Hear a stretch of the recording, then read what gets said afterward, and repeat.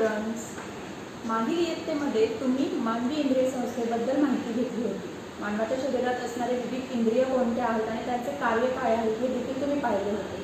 तर आज आपण अशीच एक इंद्रिय संस्था बघणार आहोत. त्याच्यामध्ये आहे मानवी अस्थि संस्था. तर त्यालाच इंग्लिशमध्ये ह्युमन स्केलेटल सिस्टीम असे देखील म्हटले जाते. तर अस्थि म्हणजे काय, तर आपल्या शरीराला आकार प्राप्त करण्यासाठी जो हाडांचा जो एक रचना असते, त्या हाडांच्या रचनेमुळे आपल्या शरीराला एक आकार प्राप्त होतो. तर त्या आपल्या शरीरामध्ये असणाऱ्या कठीण भागास आपण काय म्हणतो, हाडे. त्याचे कार्य काय आहे, कशासाठी असतात आपल्या शरीरामध्ये ही हाडे, तर आपल्या शरीराला आकार प्राप्त करणे, आपल्या शरीराची हालचाल करण्यास मदत होणे आणि आपल्या शरीरामध्ये जे नाजूक अवयव आहेत त्याला संरक्षण प्राप्त करून देणे, हे या हाडांचे मुख्य कार्य आहे. तर आपण आता अक्षीय हाडांचा सांगाडा जो आहे त्याची माहिती घेऊया. त्याच्यामध्ये सगळ्यात पहिल्यांदा येते ती म्हणजे कवटी, ज्याला इंग्लिशमध्ये स्कल असे म्हणतात. तर ही जी मानवी कवटी आहे ती एकूण 22 हाडांची मिळून बनलेली आहे. आणि याचे कार्य काय आहे, मानवी कवटी सगळ्यात महत्त्वाचा जो आपला अवयव आहे मेंदू, त्याला संरक्षण प्राप्त करण्याचे काम करते. त्याच्यानंतर इथे या ज्या 2 खोबण्या दिसत आहेत त्या 2 खोबण्यांमध्ये आपला शरीराचा जो सगळ्यात नाजूक अवयव आहे तो म्हणजे डोळे. तर ते जे 2 डोळे आहेत ते या खोबणीमध्ये अतिशय सुरक्षितरित्या बसलेले असतात. तर अशी ही कवटी आपल्या शरीरामध्ये मेंदू, डोळे या नाजूक अवयवांना सुरक्षा प्राप्त करण्याचे काम करते. तसेच याच्यामध्ये 22 हाडे असतात. त्याच्यानंतर दुसरा हाडांचा जो सगळ्यात मोठा भाग येतो तो म्हणजे छातीचा पिंजरा.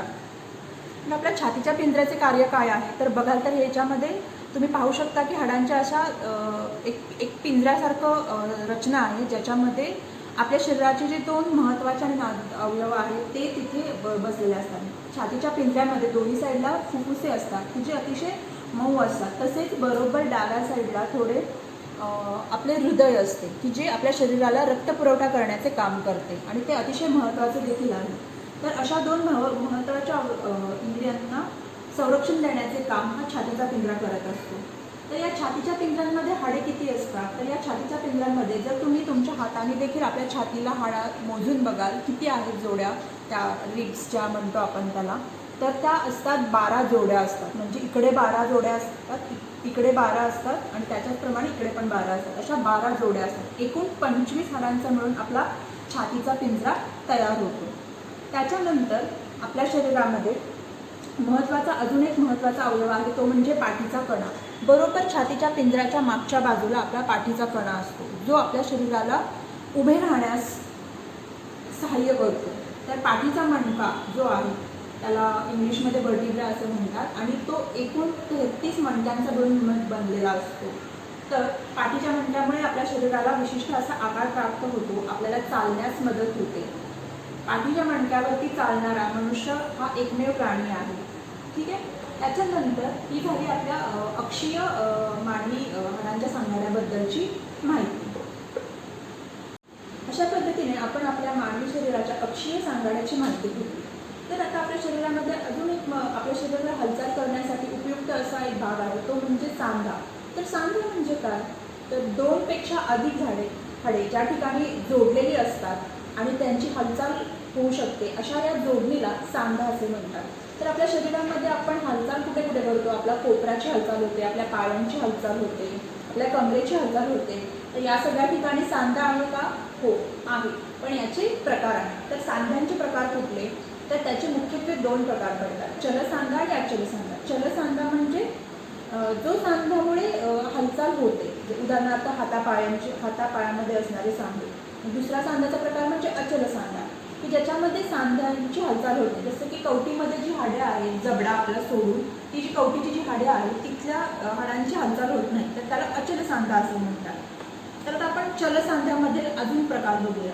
तर चलसांध्यामध्ये अजून 3 प्रकार पडतात. त्यातला पहिला प्रकार आहे बिजागिरीचा सांधा.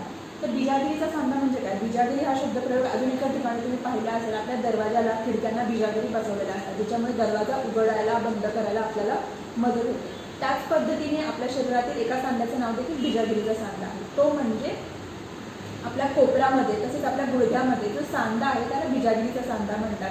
आणि आपल्या इथे जर तुम्ही या हाडाच्या सांगाड्यामध्ये बघाल तर आपल्या कोपराची जी हालचाल आहे ती खांद्यापासून ते इथंपर्यंत अशी 180 कोनामध्ये होत असते. त्याच्यानंतर खाली आपला कोपरा फिरू शकतो का? नाही. तसाच आपला जो गुडघा आहे तो वरपासून खालपर्यंत असा आपला 180 कोनामध्ये तो फिरत असतो. त्याच्यापेक्षा जास्त आपला गुडघा जो आहे तो वाकत नाही. तर 180 कोनामध्ये ज्या सांध्यांची हालचाल होते जसे की कोपर आणि गुडघा अशा सांध्यांना आपण बिजागिरीचा सांधा म्हणतात. तर जसं की माझा हात बघा, इथंपासून उघडतोय तो इथंपर्यंत, याच्यानंतर मी माझा कोपर परत अजून वापरू शकते का? नाही. 180 कोनामध्येच माझ्या सांध्याची हालचाल होते, म्हणून याला म्हणायचं बिजागिरीचा सांधा. त्याच्यानंतरचा दुसरा जो सांध्याचा प्रकार आहे तो आहे उखळीचा सांधा. उखळीचा सांधा कुठे असतो? तर आपल्या जे कमरेचं जे हाड आहे आणि आपल्या मानेचं जे हाड आहे तिथे उखळीचा सांधा असतो, ज्याच्यामध्ये सांध्याची हालचाल ही 360 कोनामध्ये होते. जसे की आपल्याला कंबर अशी पूर्णपणे गोल हलवता येते.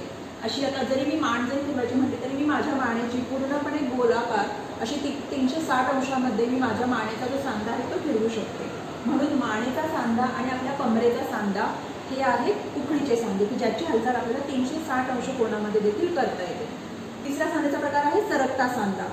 सरकता सांधा म्हणजे काय? तर आपल्या मनगटामध्ये तसेच पायाच्या घोट्यामध्ये जे सांधे आहेत ते असे सरकताना आपण पाहू शकतो. तुम्ही देखील हे पाहू शकता. तर तो जो तिसरा सांध्याचा प्रकार आहे तो आहे सरकता सांधा, की जो आपल्या मनगटामध्ये आणि पायाच्या घोट्यावरती असतो. तर अशा पद्धतीने आपण आज सांधा म्हणजे काय, त्याचे प्रकार कोणते आणि त्याचे कार्य काय आहे हे आपण बघितलेलं आहे. तर या संपूर्ण रचनेमध्ये आपण आपल्या शरीरामध्ये एकूण किती हाडे आहेत, त्याचे काय कार्य आहेत हे आपण पाहिलेले आहे. हाडांचे जर आपण अजून प्रकार बघितले तर हाडांचे प्रकार पडतात की चपटी हाडे, मोठी हाडे, छोटी हाडे आणि अनियमित हाडे. तर चपटी हाडे कुठे असतात? तर आपल्या खांद्यामध्ये जी हाडे येतात ती असतात चपटी हाडे, की ज्याचा आकार चपटा असतो, म्हणून त्याला चपटी हाडे असं म्हणतात. त्याच्यानंतर मोठी हाडे म्हणजे लांबीला मोठी हाडे. तर आपल्या पायामध्ये जर तुम्ही याच्यामध्ये बघाल तर तुम्हाला सगळ्यात मोठी हाडे कुठे दिसतात? हातामध्ये आणि पायामध्ये. म्हणून हातापायामध्ये जी हाडं आहेत ती अखंड आहेत. इथंपासून इथंपर्यंत एक हाड आहे, तर त्याला आपण कसली हाडे म्हणतो? मोठी हाडे म्हणतो. त्याच्यानंतर अजून एक हाडांचा प्रकार आहे छोटी हाडे, म्हणजे की ती आकाराने अतिशय छोटी असतात. जर तुम्ही इथे अजून बघाल तर आपल्या हाताच्या पंजामध्ये जी हाडं आहेत ती अतिशय छोटी छोटी आहेत. तर अशी ही आपल्या शरीरामध्ये बऱ्याच ठिकाणी छोटी हाडे असतात, की ज्याचा आकार अतिशय लहान असतो, तर त्याला आपण म्हणतो छोटी हाडे. त्याच्यानंतर शेवटचा हाडांचा प्रकार आहे तो आहे अनियमित हाडे. म्हणजे काय? तर त्या हाडांना असा कुठला विशिष्ट असा आकार नसतो. जसं की आपला जो खुब्याचा जो हाडाचा जो प्रकार आहे तो आपण अनियमित हाडांमध्ये पकडू शकतो, की ज्याचा असा आकार असा त्याला कुठला विशिष्ट असा आकार नाही आहे, म्हणून त्याला अनियमित हाडे असे म्हणतात. हे झाले हाडांच्या आकारानुसार पडणारे त्याचे प्रकार: छोटी हाडे, मोठी हाडे, चपटी हाडे आणि अनियमित हाडे. तर अशा पद्धतीने आपण आपली पूर्ण मानवी अस्थिसंस्था स्केलेटल सिस्टीम समजून घेतलेली आहे.